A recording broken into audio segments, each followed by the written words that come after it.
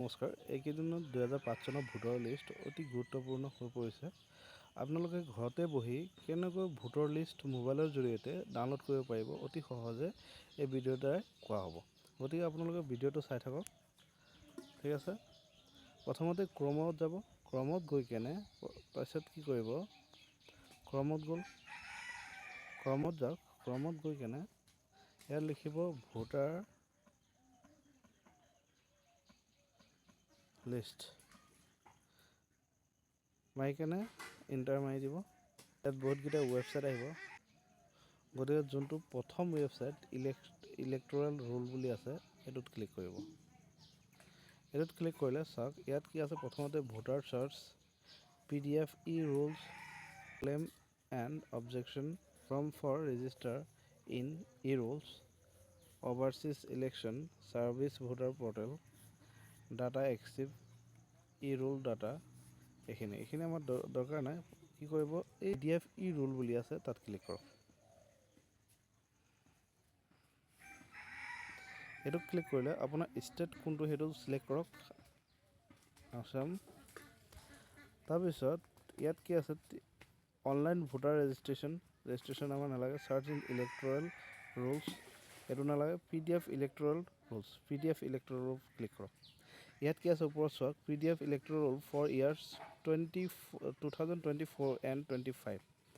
এইটো কি আছে, PDF electoral rolls for the year 2005 আমাৰ লাগে, গতিকে 2005 ক্লিক কৰিলোঁ। তাৰপিছত ইয়াত ডিষ্ট্ৰিক্ট, যিকোনো ডিষ্ট্ৰিক্ট আপোনাৰ যোনটো ডিষ্ট্ৰিক্ট সেইটো চিলেক্ট কৰক। মই এটা যিকোনো ডিষ্ট্ৰিক্ট এটা লৈ ল'লোঁ ৰেণ্ডমলি, লখিমপুৰ।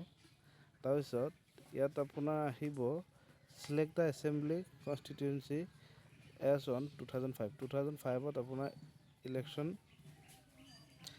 এছেম্বলি কনষ্টিটিউশ্যন কোনটো আছিলে সেইটো চিলেক্ট কৰক। এইটো চাওক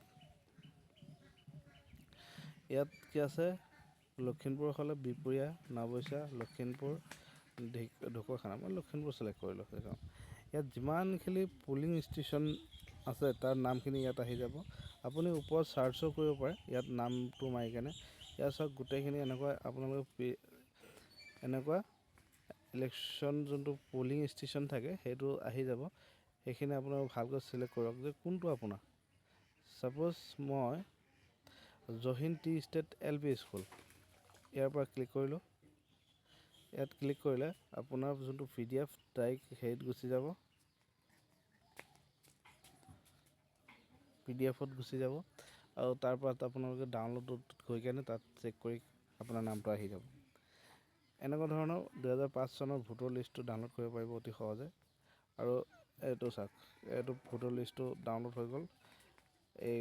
এইখিনি চাই লওক। আপোনালোকৰ ক্ৰমিক নম্বৰ, ঘৰ নম্বৰটো ইম্পৰ্টেণ্ট। ঘৰ নম্বৰটো হ'লে মানে সোনকালে আপোনালোকে নামটো সহজতে কি কৰিব পাৰিব, ওলাব পাৰিব। গতিকে এনেকুৱা ধৰণৰ 2005 চনৰ ভোটৰ লিষ্ট ডাউনলোড কৰিব পাৰি অতি সহজতে মোবাইলত ঘৰত বহি কেনে। গতিকে ভিডিঅ'টো ভাল লাগিলে অৱশ্যেই লাইক কৰিব, শ্বেয়াৰ কৰিব, লগতে কমেণ্ট কৰিব কেনেকুৱা ধৰণৰ ভিডিঅ' লাগে।